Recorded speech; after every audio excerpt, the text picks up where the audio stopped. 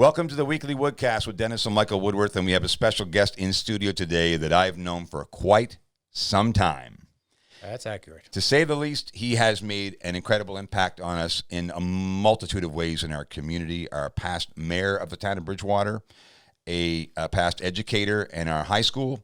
He has been an unbelievable volunteer and has been involved in so many different capacities that we're going to talk about today. Welcome to the studio, David Walker. Delighted to be here, Dennis. Love having you.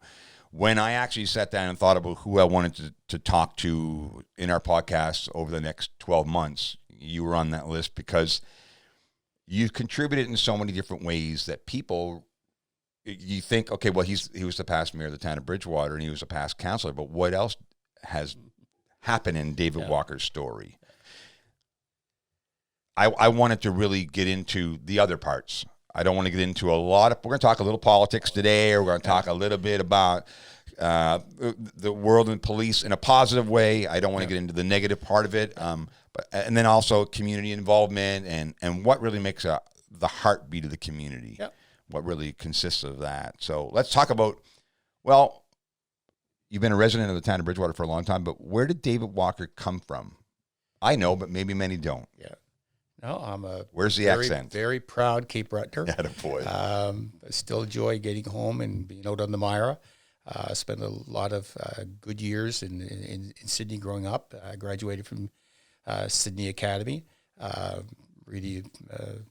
My brothers passed away. My parents have passed away. So don't get home as much as I would like. My wife is from Glace Bay, so there's a strong Cape Breton connection. And actually, the way I ended up here in Bridgewater is an interesting story. So I played volleyball in high school, and I'm glad maybe they can't see my size now, and they say, "Wow, what kind of a volleyball player were you?" I was lighter then, not much taller though, but I was lighter.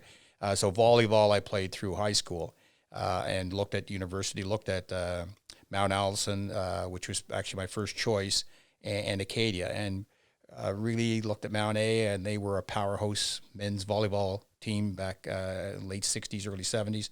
And let's just say that Acadia was not a powerful team. Right. So I looked and said, if I go to Mount Allison, I may not make the team, and if I do, I'm riding the bench. Whereas if I get to Acadia, I'm going to get to play maybe a little bit of university volleyball. So I chose the good Baptist school in the valley. It's been 5 years there. The first year was very much an experience of being away from home. Nobody told me what to do except me, and sometimes me didn't tell me always the best things to do. I was going to say, how did that go? Yeah, so I ended up on academic probation for my second year. So I learned a lot the first year, but at the end of the day, I said, look, those were 5 great years. There were a lot of socialization, a lot of good courses that I took that I look back on. But in my last year in education, I had a friend teaching at Bridgetown, and he let me know that there was an opening in the social studies department and might be interested in applying. So in the big book that lists all the schools and everything, Bridgetown comes just above Bridgewater. So I copied everything, did my resume up, copied down everything, sent it to Bridgewater instead of Bridgetown. So got a letter back inviting me down for an interview. And I said to my wife, fiance at the time, I said, you wouldn't believe this, how hard up for teachers they are in Bridgewater. They're sending letters out to us, and I don't even know where Bridgewater is. And I didn't. I had to look it up on the map. And it was interesting coming down to be interviewed by Lloyd Campbell and Harold Gabriel. I remember both of them. So my grade 10 history teacher at Sydney Academy was a Lloyd Campbell. And a good friend of mine growing up through the YMCA was Gordon Gabriel. I said, I wonder if they're any related. Well, Lloyd Campbell was my grade 10 history teacher, and Harold Gabriel was Gordon's older brother. So I walked in and said, wow, this is like being home. So then, 25 years career there, enjoyed it immensely. So it's a caper that'll never leave. That's always part of my DNA. We've talked in the past about the closing down of the high school in Bridgewater, and I said, look, you never lose your memories. The old Sydney Forum was part of my memories. It's not there anymore. So Sydney in Cape Breton is still great memories for me. I have a beautiful picture on the sunset on the Myra River hanging in my rec room in the basement. So it's that's sort of part of that early part. But then obviously now home is Bridgewater, and that's where we intend to stay. You brought up the high school and the closing of the high school, and we could spend 3 hours on that as a topic and bring in past alumni. We may even do that one day, but I do remember because I actually played the 2 videos we did about saving the school, and Hannah Wilkie was actually in the video, and she said, I remember as clear as a bell, like, wouldn't it be nice if we could be remembered for saving the school? And I'll never forget that because a lot of people did fight for it, and there's a personal reasons and also community-based reasons why we needed it, why we wanted it. But you learn in life that not everything goes the way you feel. Exactly. And that you have to be willing to adapt. And that's human nature. That's who we are as human beings. We are so comfortable today in society. In most cases, we forget to, if you go back generationally, how inconvenient it was to be a human at one point, how difficult it was. So, you try to understand from everybody's perspective. And that's why when you sit down at a table like this, and whether it's just yourself and myself or 4 or 5 people, we all have different ideas, ideals, and perspectives on specific topics. And we may not agree on everything, but at least we'll have an idea of where someone stands. Yeah. No, and I've always tried to focus on there's positives in everything, and there's good in everybody, and we're far too quick at trying to find the negatives in situations and the negatives in people. So when the school closed, and I know when I retired, I predicted then. I said, I'll live to see that this won't be a high school. I think the demographics are changing enough that we won't be able to keep 2 schools. The only thing that frustrated me about that situation is that it was held up that there was declining enrollments. Yeah, and we couldn't offer a course. That was not accurate. So I said, but I said on the positive, what really impresses me is we had unbelievable leadership within the student body at Bridgewater Junior Senior High. You're an example of that. And in the first few years, and the number of years since we've joined forces with Parkview, there's still leadership. So of course there is. It's a new group that are forming. It's an evolution at of Parkview, it. led by some great people. And I still have a grandson who's 11 in grade 6, and he's walking around with a Viking hoodie on. I love it. I said, so he'll still no have... disrespect for the Panthers that listen to the podcast. He'll still have that part of his memory bank going forward. And then at some point, I'll be cheering for the Panthers. Hopefully he'll be part of their sports scene as he is with the Bridgewater one. So it's... But you're right. We get very set in our ways because it gets comfortable, and I don't have to worry about it, and I know everything is going to happen. So we're not really, we don't embrace change, and yet change happens. Yeah. For all kinds of reasons, not always the best, but change happens. And I think our challenge is, how do we make the very best of whatever that change is? Instead of saying, well, I'm just going to, bitch and complain for the next 20 years. Hey, that's counterproductive. It's not going to produce any good results. Let's say, okay, so this change has been made. What can I do to make sure that's as positive a change as it could be? So let's talk about community. Yep. Let's talk about the town of Bridgewater, which is located in Lunenburg County, which is on the south shore of Nova Scotia, Canada, because we're going to have people listen to this podcast all over the world. So I want to give a geographical idea of where we're located, because we're a small community of a little over 8,000 people, but in the surrounding area, we'll probably say 20,000 to 25,000 people that really services the town of Bridgewater. But we're one of the fastest growing communities across our big country of Canada.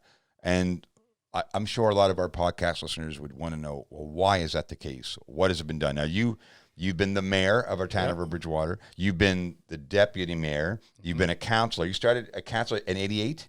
88.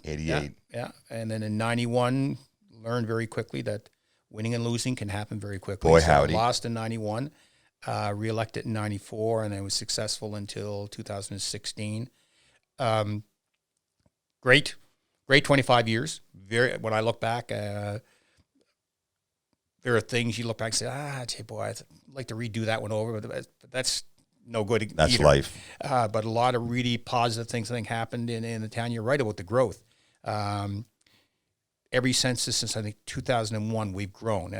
We haven't grown by 40%, but we've grown, and that's a key. And I think that's something we should be very proud of, is that growth. And people will say, well, what is it about Bridgewater that grows? Well, I don't look at it as what's about Bridgewater, although there's positives here. I look at it more for the whole county. I said, Right. We have so much to offer in the county, from the beaches all the way along the coastline, Kejimkujik National Park, the shopping in our area, the central part, and everything else. So I said, whatever your interests are, we can provide it here. And then when you get that little urge to jog to the big city of Halifax, It's not too far away. It's not too far away. Yeah. It's sort of an hour in, and with the divided highway coming along, it'll even be less than that. So I especially since the pandemic, I said, we couldn't live in a better part of the world. We said it in our last and podcast. in a better part of the province. I said, it's just fantastic here. When I get to the cottage in East Chester and I sit on our deck and look out at the Atlantic Ocean, I said, wow, I mean, this is a little piece of heaven right here. A lot of people, it's kind of like if you eat the same food every day, it could be the most delicious food, but if you eat it every day, eventually it just becomes a regular meal. And I always try to explain to people that when I'm abroad, whether I'm in Cuba, in the Dominican Republic, or any other parts of the world in the United States, I try to explain to them that this is a very beautiful part of the world that we live in. I think sometimes as citizens, when we live here, and we talked about it yesterday with John Swain and Nick Saunders in our podcast about, we have a lot of people that are migrating from other places in the world to come here. Definitely.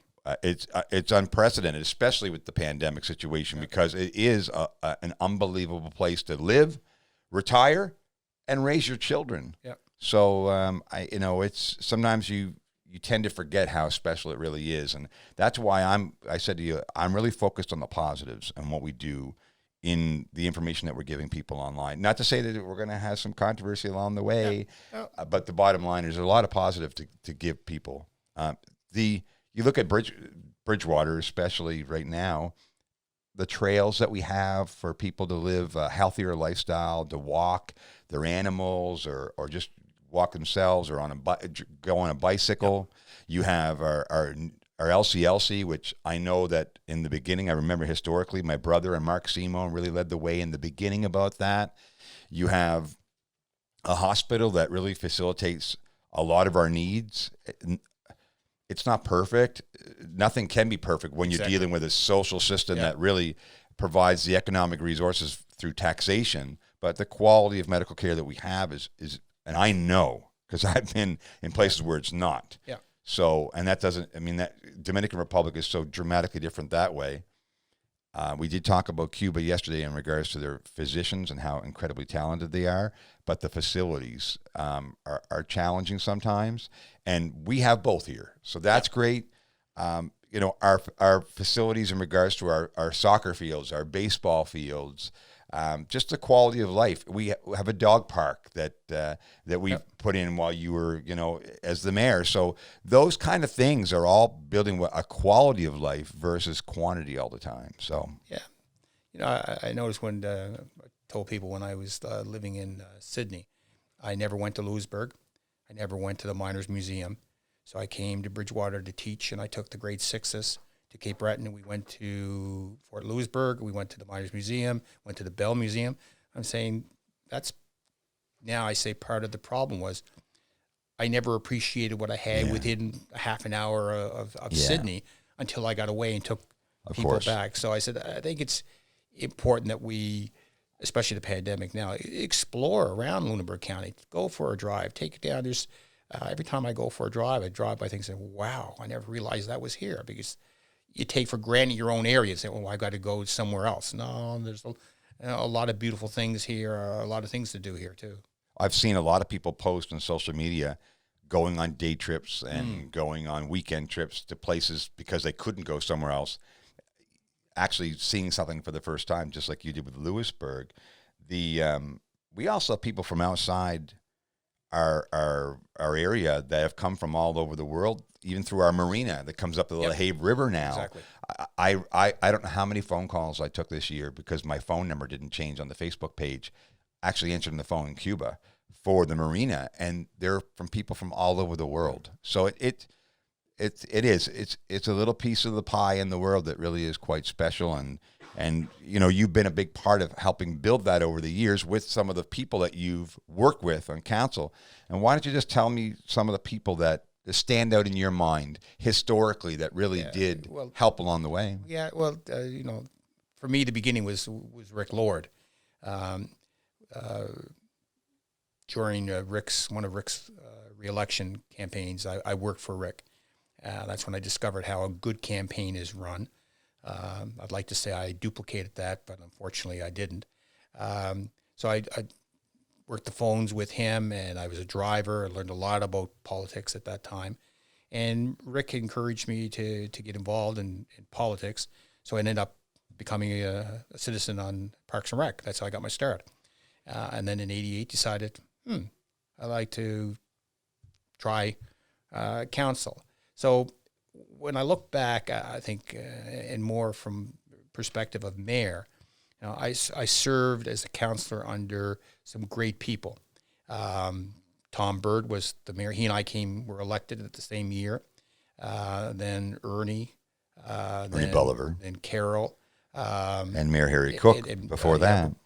Ernie and Mayor Harry was left before me. Yeah. So each one, that's what I like about people. We're not a cookie cutter council. We're not a cookie cutter mayors. Each mayor brings their strengths and their weaknesses to the job. And obviously your key is to accentuate your strengths, work on your weaknesses to try and improve them. But I learned something from each one of those mayors that helped me as mayor. But along the way, Kay Davis, Kay was sort of sitting close to me on my first term in council, and really sort of took me under her wing. She was the great English person that would always say, that's not spelled right, or that's wrong. So I look back, and what I liked about my time on council for almost exclusively was you could have some really good, I'm going to say arguments, but discussions and debates at council. And then when council adjourned, we all went to a local establishment and had a refreshment together. Yeah. It was not an attack on individuals. It was an attack on maybe, I don't support your stand on that. So it was the stand, not the individual. And I sometimes look at politics now, and I think people have made everything too personal. Things I'm involved in, if it has to be to make a decision, there's always going to be people that aren't going to be happy with the decision. But it's not that they're necessarily unhappy with you. They're just unhappy with the decision you've made. Right. And they'd be happy with you if you change your decision.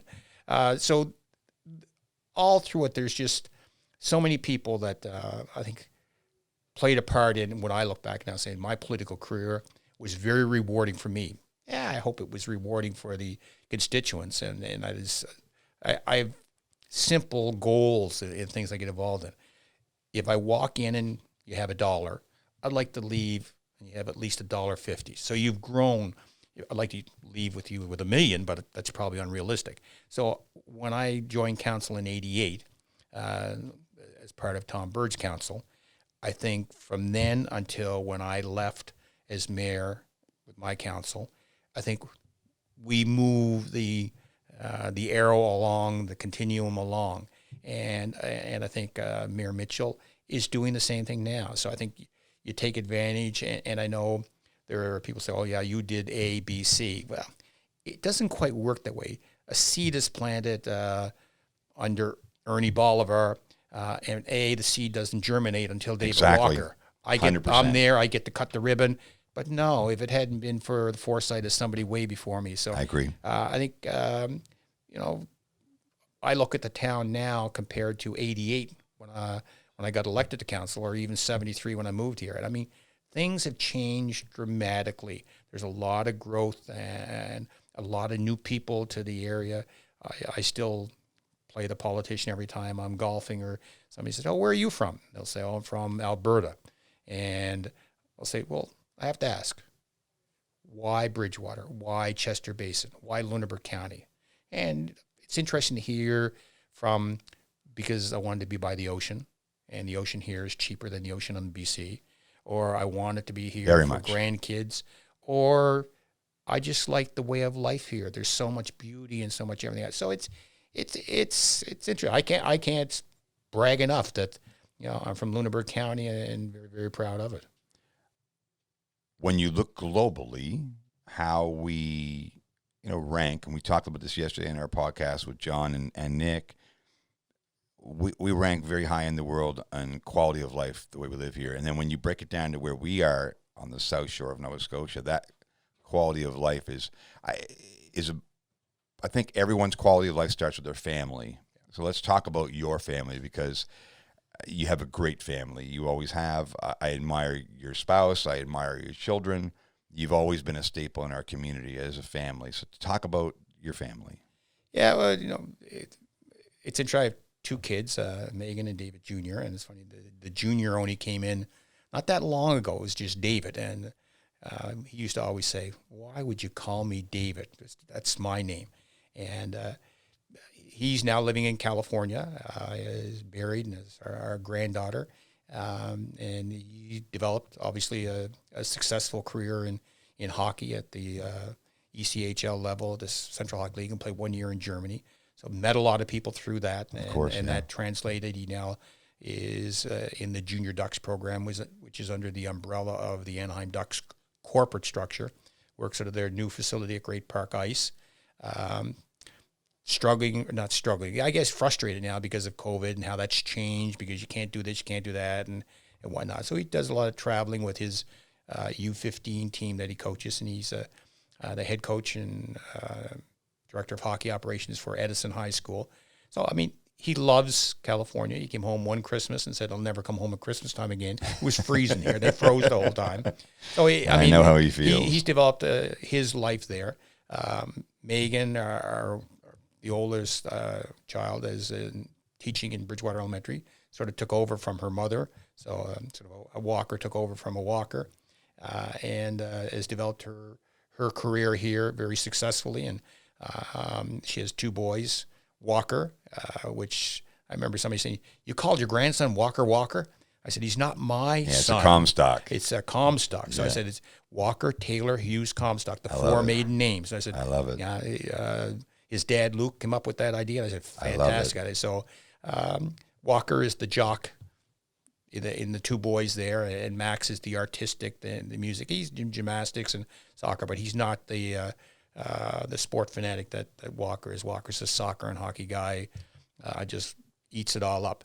And Megan has a new partner, Lindsay, the principal of the elementary school, and they have a great relationship there, and a new home on Lakeview Circle. So I think both families are really growing and developing within their unique situation.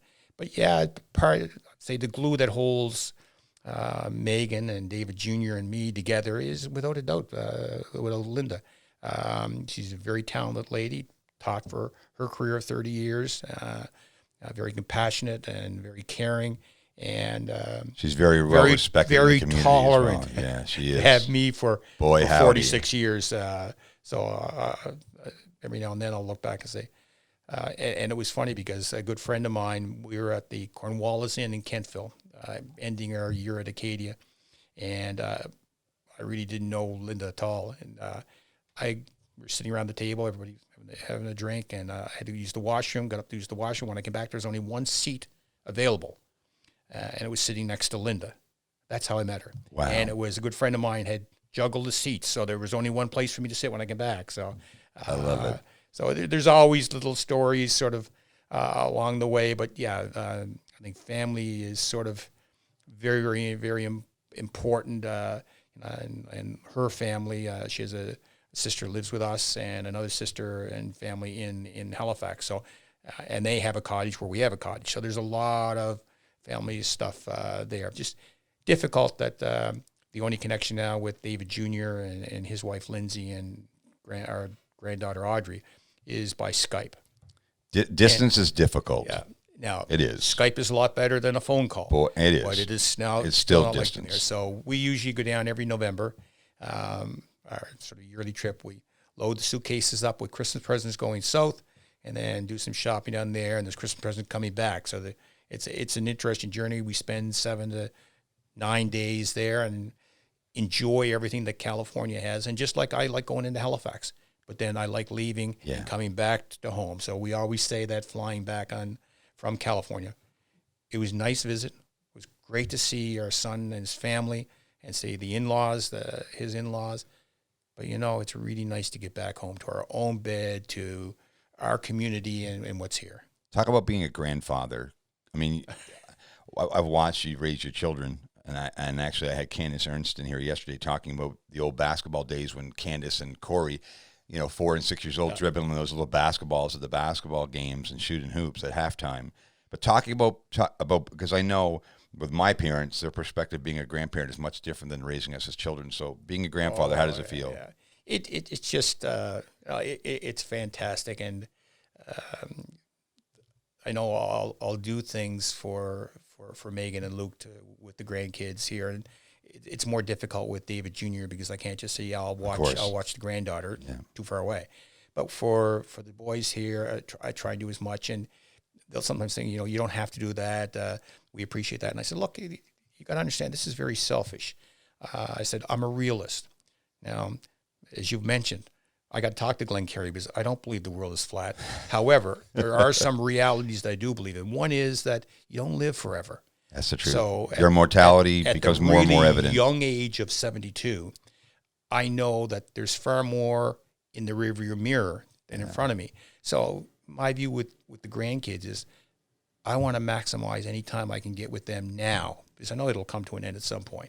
So anything I can do for them. So, Walker has practice tonight. I'll go watch the practice. I'll probably drive him home after practice. I try and get with those kids any chance sort of I can. And the downside is I can't do that with my granddaughter. She's just too far away. It's a different experience. And sometimes if it's been not a great day, I can always look and say, the nice thing now is the bad thing when I had kids, they were there. I couldn't get rid of them. But now with grandkids, I can drop them off at their parents' place and say, thank you. They're in a foul mood. Good luck. David, everyone that's watching this podcast or listening to it right now that's a grandparent is shaking their heads in affirmation that's agreeing with you wholeheartedly. Unbelievably rewarding, though. It's life. It really is. It's the warmest feeling you can get in life is family. And then you try to, we talked about this in one of the podcasts recently about the eagles and how they raise their children, that the mother eagle will actually throw the eagle out of the nest and watch the eagle just soar to the ground and then to go grab the eagle and try to teach them to fly. And those kind of things you try to do with your children along the way is teach them the components of how to live life. And I think this situation with the pandemic is really focused on needs versus wants. Yeah. We're more, I hope that when we come out of this, that we're more focused on the need portion of your life rather than all these wants that we seem to constantly pursue. And then as you get older, because I've known you since, you were in your 30s, late 20s. Late 20s when I got here, yeah. When you chase quantity all the time, and now you're chasing quality. Yeah. And, that's wisdom. I'm sure if my wife was here, Linda would pat you on the shoulder and say, that's it, Dennis. That's exactly right. But she is sort of very strong proponent of needs versus wants. Yeah. And she'll say to me, because I'm historically that, I lump them together. I said, no, you have to separate them because there are limited resources in all our families. So you want to make sure you look after your needs. And then you look and say, okay, I do have a little bit of resources left over. Right. Well, what can I do for the wants?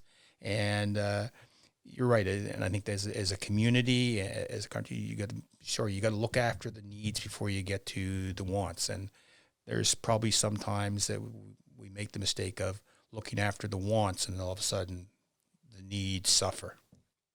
Very much. I've learned that watching many of you.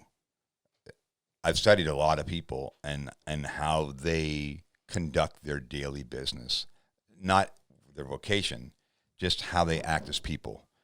I'm really trying to model people that have that strong foundation, that make mostly good decisions. We're none of us are perfect. No. So the reality is, I've watched how people conduct themselves on a daily, weekly, monthly, annual, and even through a decade of life. Your experiences outside of family lead into some of your interests, and I know one of them is with the police association. Yep. You have been heavily involved with that for quite some time. So why don't you just expand on what?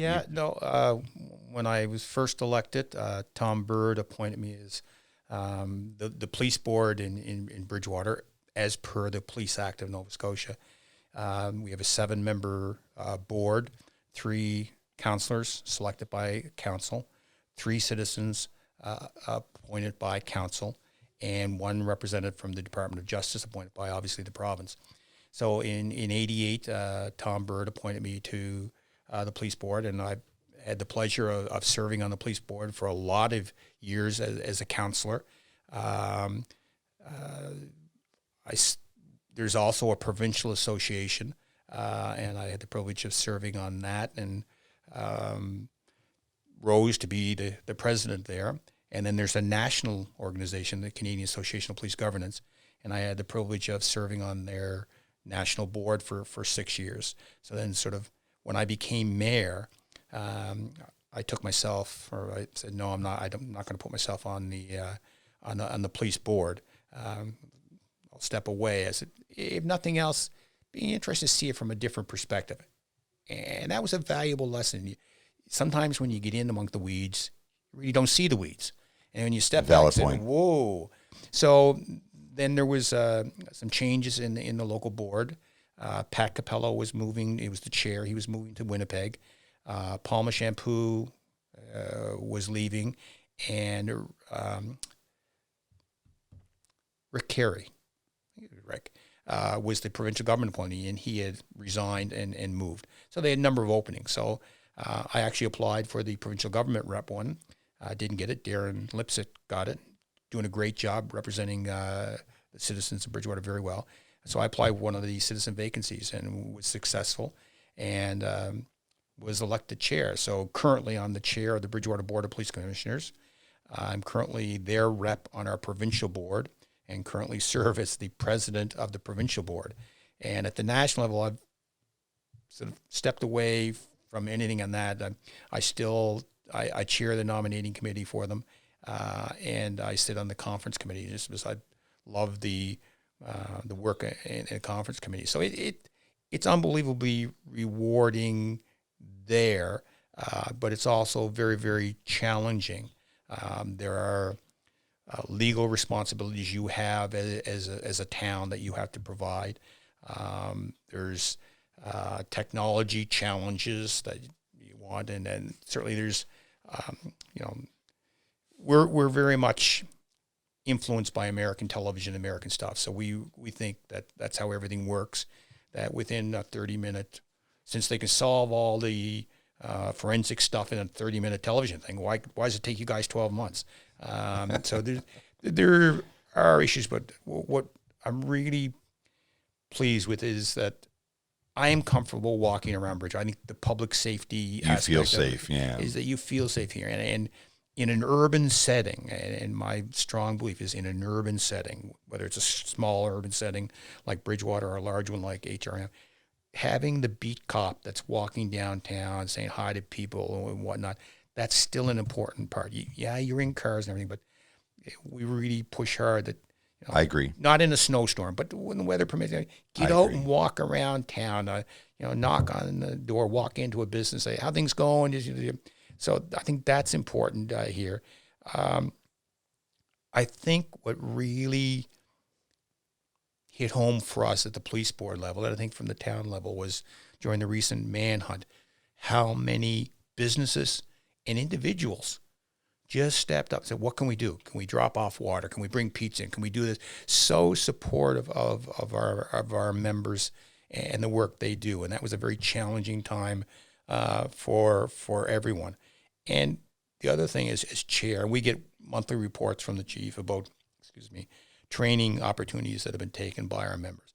Is the willingness of our members to take the necessary training, whether it be on race relations, on use of force, a number of those things. So it's once again on a very rewarding experience there. It can be, difficult at times dealing with another level of government, Department of Justice, provincial government, Right. and trying to get them to understand our view on certain things. But no, I sort of love that. We're sitting back excited now, waiting for after an election. So the mayor will appoint 3 people to the police board. So within the next week, we'll say, is there any changes, Right. or whatnot? What'll happen there? So it's exciting. I know Darren Lipsett's term expires this coming May.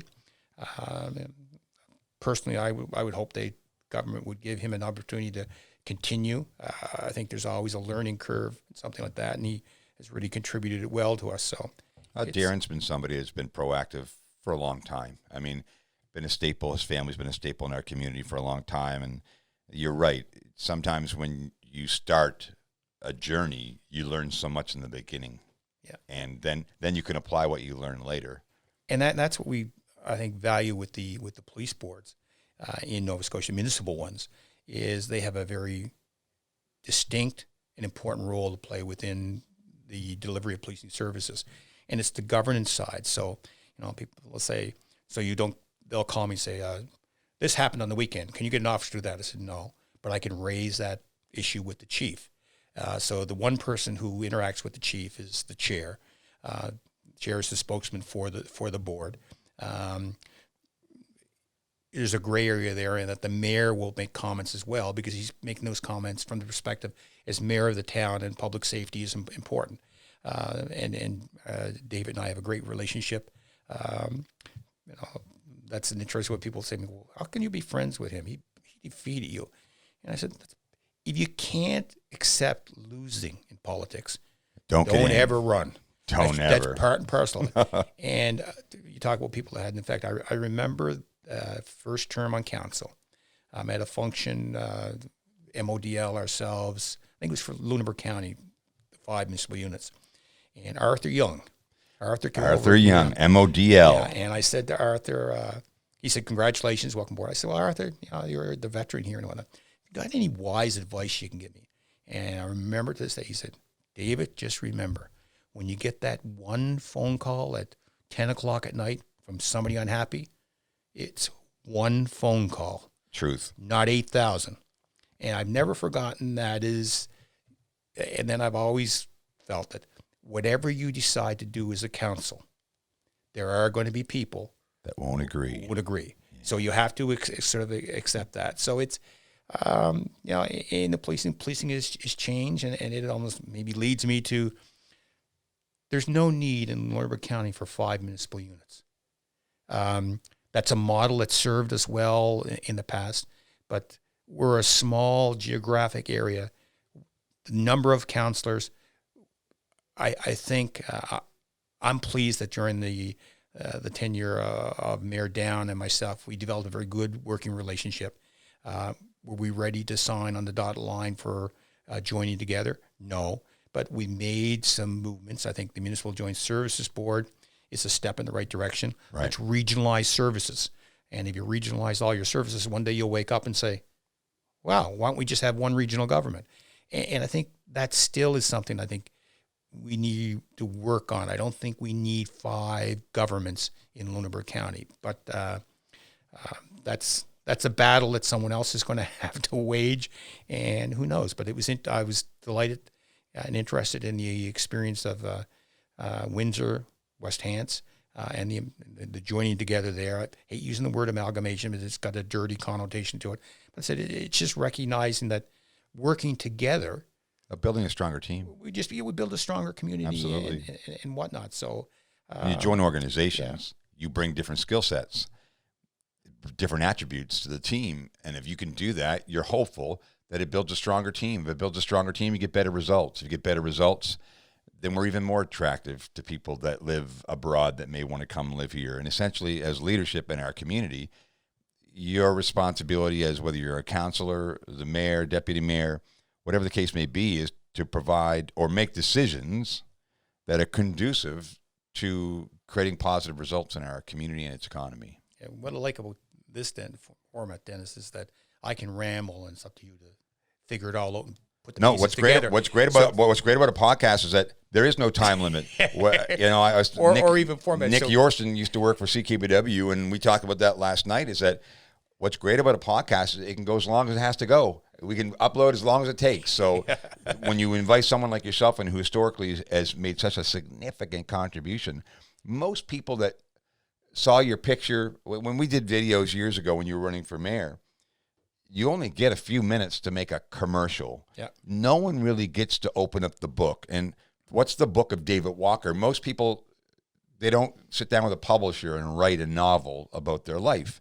And that's what some of these, what we call profile podcasts that we do, are really to profile people who have spent a lifetime contributing, that has faced criticism in their life because they put themselves on the line as a leader in our community. One of those things I want to go back just briefly before you jump, because I think you want to go somewhere in regards to a topic, is a highly talked about subject in our town, which is the old wharf. Yeah. Where this wonderful, beautiful boat is right now, which is being moved in the very near future. But the wharf, there's so many stories out there that people, when you sit at a campfire, remember the old exercises we used to do where this person would tell this person, tell that person, all of a sudden at the end of the campfire, it was a totally different story. Exactly. You were there, okay? So 88 was when we sold the wharf. What happened? Yeah, it was. You're right. People's perception becomes their reality. And I remember before I get to that sort of answer, which is, this is a real politician. So they say, don't answer the question that was asked. Give him something else. So in 88, because I don't want to interject, but it used to be a highly used wharf because we used to bring pulpwood, lumber from all over the world into Bridgewater, and then they used to ship that through CN Rail, because my grandfather worked on CN Rail. If you look at old pictures of the town of Bridgewater, which I'll get Michael to put up on B-roll in this video, of the railroad used to run right by there, so that's where we'd load all that lumber. Thriving and everything else. But that changed in 88. In 88, the federal government decided to divest itself of wharves. So they obviously weren't going to offer the wharf to themselves because they wanted to get rid of them. So they offered it to the province, then they offered it to the municipality, then they offered it to the private sector. So it had gone, the province said, no, not interested. It came to us. So it was at council, and it was interesting because the same night, Rick Wellsford was at council and made a presentation on his vision of the wharf and the Fraser and the bed and breakfast, dinner theaters, and all of that he proposed to council. And we listened to it and said, it's an interesting concept. Yeah, it's interesting. And that's what he just wanted to have a sort of on side. So when it came time for the wharf, there was interest around council, and yes, in acquiring it. What the engineer, Harlan Wyatt, mentioned at the time is we should do an assessment first to make sure, what are we exactly taking over? What are you getting into? So we could take over the wharf and all of a sudden find we're owed $1 million in the next 5 years doing the maintenance. So we said, yes, we authorized a bit of an investigative look at it. And I swear the next day it was announced that the Artificial Reef Society in Rick Wellsford had acquired the wharf. So we were flabbergasted at that it had not, that basically it came in a letter, and if we didn't respond right away, we wouldn't get it. Because the old story is, because Ernie Bolivar was the mayor at the time, the old story was the town of Bridgewater sold the wharf for $1. That's the old story that I've heard through the years, and that's not accurate, is it? No. And there's one thing where you say, if you could roll back the clock, I could roll back the clock, and we're at the council chamber now, I would say, Harlan, I appreciate your input, and that's valuable. But no, we're going to acquire it, and if it costs a ton of money to upgrade it, so be it. We'll mothball it. Right. But that's sort of water under the bridge. Well, not every decision you make. Yeah, and it's hard interesting. as a council to make So every you've good actually opened up the thing to a degree. Is and you and I talked before we started on this, is that I'll be with the coffee crew and we'll be hearing about a development, and I'll say, well, here's what's going to happen. They'll say, well, that's not what's going to happen. How would you know that? And whether it's me being my crazy self now, so council posts their meeting package online before the meeting. So use anywhere from Friday to the Monday morning before the meeting. So does MODL, so does Chester, so do other municipalities. So because I have a cottage in Chester, I go through their package before every meeting to see if there's anything there that, as president of our corporation, we might be interested in. Right. So I do that with the Bridgewater Council. So I'll see that, oh, look, there's a proposal here from Dennis and Mike Woodworth to build an apartment building on such and such. So I'll go to the document, I'll read the document so I know what's being proposed. Well, that's not because I'm a mayor. That's not because I'm the ex-mayor that I get privileges like that. That's there for any citizen. Absolutely. And so we had talked about my frustration is that I have friends who I'm sure could name almost every governor in the United States. They could say who's Republican, who's Liberal, what the issues are, who won the last debate and everything else. But if I were to say, name the 6 counselors. They couldn't do it. And even in the election here, when I said, name the candidates running for election, they couldn't name them. And I'm saying that's part of my frustration is I'm not worried who's running for governor in California. Well, we don't live there. Exactly. And even No though, disrespect to the Yeah. state of California.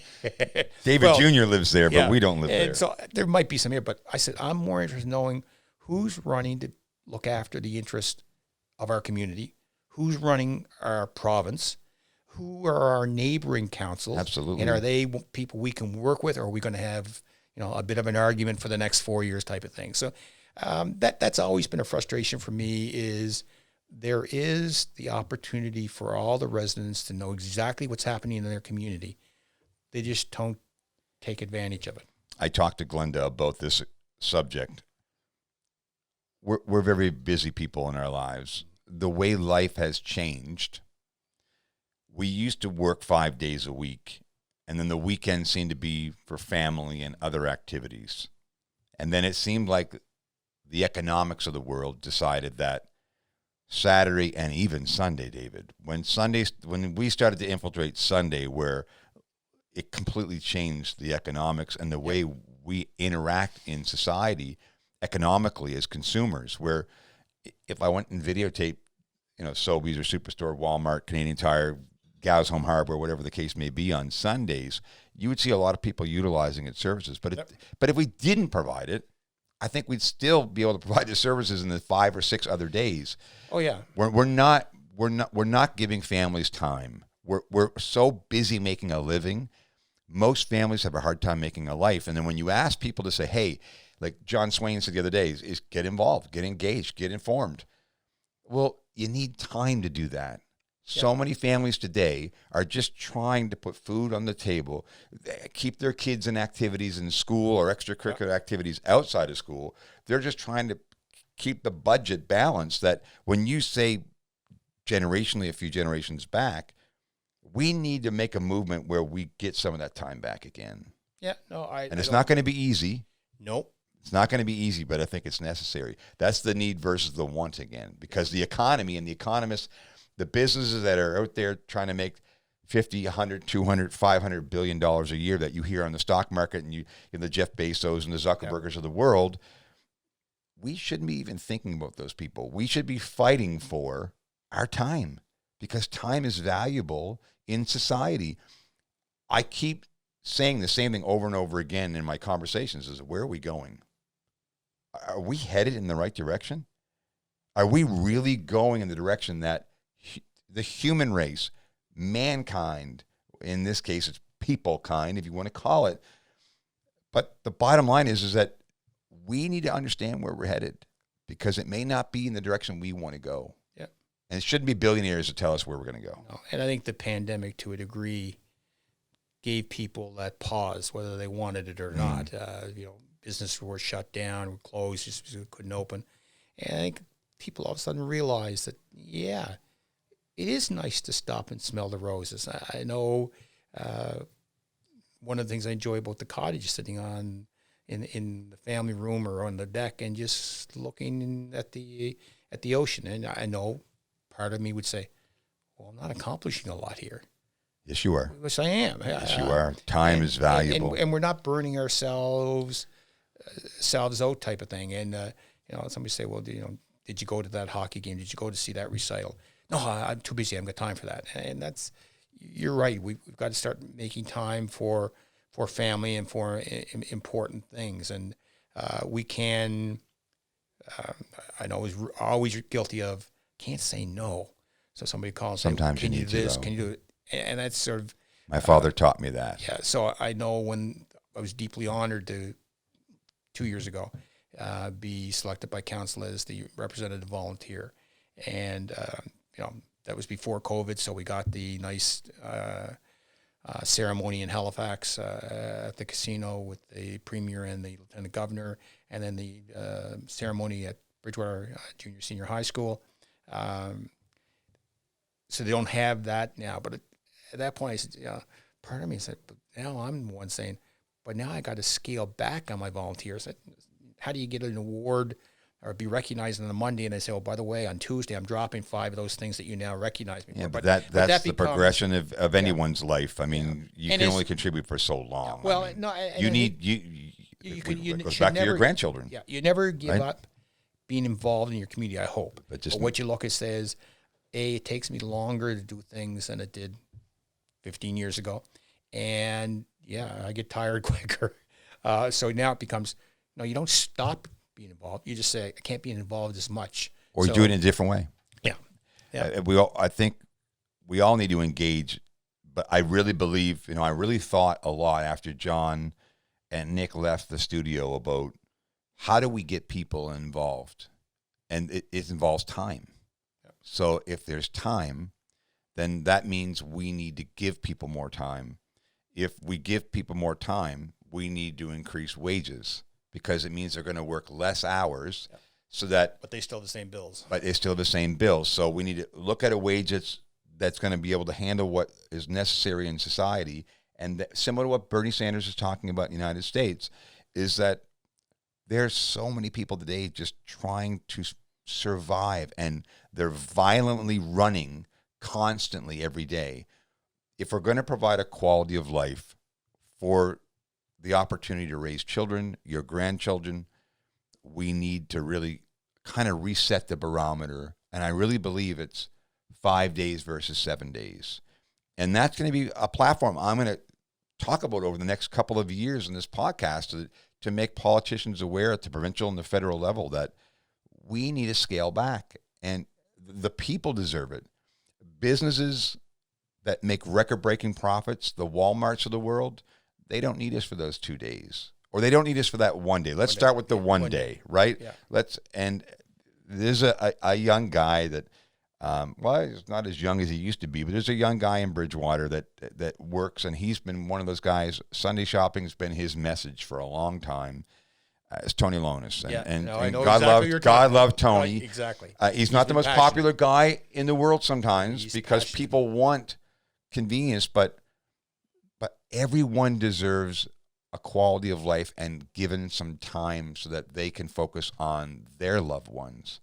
And a guy like Tony, who doesn't make $40 an hour, deserves that time. And he's always stood up for it and been a champion for it. And I've always applauded him for it because it is the right decision to make. We don't think of others. We think of what's convenient for us, but we don't think about all the people that make the sacrifice to give us that little extra convenience that we really, honestly, David, if you need groceries or if you need to buy something at Walmart, you can't go on a Wednesday evening.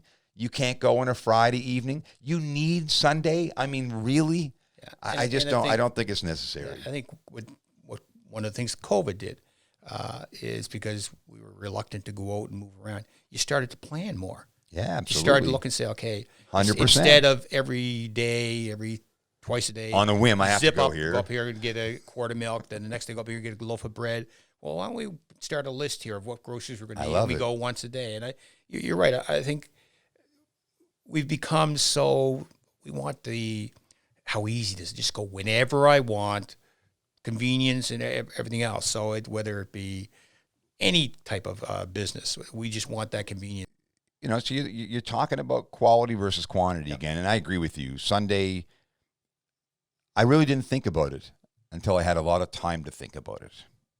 And I think if people start to think, what do we really need versus what we want, I think this pandemic has definitely accomplished that. I'm hopeful that it has. Yeah. No, you're right.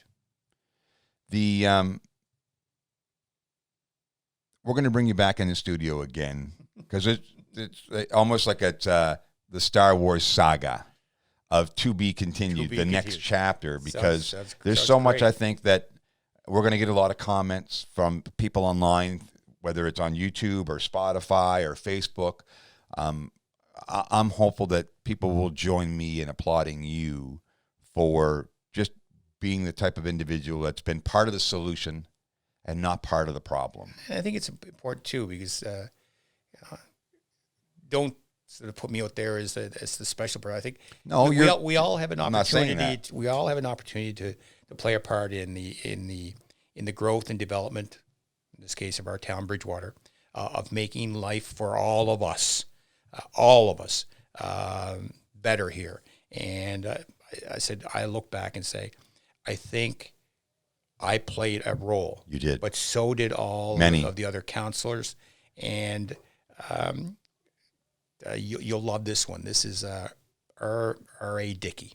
So I've got this on my wall. And it's a great quote. He's got the picture and says, "Isn't it amazing what we can accomplish when we don't care who gets the credit?" Exactly. And I said, there's so many people that they're not worried about the outcome. It's just, I want credit. And I'm saying, nah, I don't care. I said, if I brought in a great idea and the janitor got credit for it, I don't care, because it's the idea and it produced. So in the councils I've served with, I always look back and say, that council made that decision that's proven very good. And I said, all you can do is you make decisions on the best information you have at the time.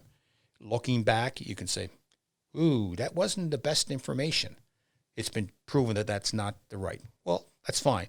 But you won't make any footsteps in the sand going forward if you just stand still. David, you just read my mind. You literally read my mind about footprints in the sand. It's about leaving behind your footprints, and people need to know the story of the footprints because they start from somewhere. Yeah. And today was about just telling people where David Walker started. And next podcast that we're going to do, part 2, is going to be where you're going, because you're this chapter of you're not finished. Yeah, I mean, no, you're far from finished. You know, I'm really hopeful. There's a lot of chapters left in the book, but when people say you retired or I said, no, I didn't retire. No, you'll never retire. I make a career move. So when somebody retires after 40 years, I said, so you're making a career move? No, I'm retiring. I said, no, you're making a career move. The career move might be lying in a hammock drinking a cold beer. The career move might be driving a bookmobile. Tommy Mailman hasn't retired because he's the Green Bay News Network reporter now. So that is what I love it. That is lovely. Down in Cuba, I roared laughing watching Tom Mailman from Green Bay, and with the sou'wester, the microphone. I showed dozens of people in the community. I said, this guy was one of our school teachers back in the day, and I said, and he's still just having a great time. So it's I really value your time. I appreciate you coming in the studio. I look forward again. We'll have you again in the next couple of months just to follow up on some of the things you're doing. And I want to applaud you on behalf of our community and raise a glass of our appreciation for all the things that you've done and all the things that you continue to do, because if you multiply David Walker's effort in our community, this community becomes a much greater place to live in. And you've left behind your footprints because leaders now have learned from you and have continued and taken that torch on, like the David Mitchells of the world, the Andrew Tanners, and many others that have come through. We learn from each other. Absolutely. Yeah. All the best. It's Dennis Woodworth and Michael Woodworth on the weekly Woodcast. And we have our special guest, David Walker. Part 1 now, part 2 to follow. Thanks for joining us today.